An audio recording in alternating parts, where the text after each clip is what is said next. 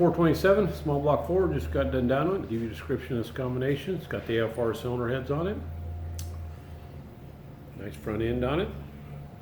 Custom grind hydraulic roller. It's EFI, got the Pro M manifold.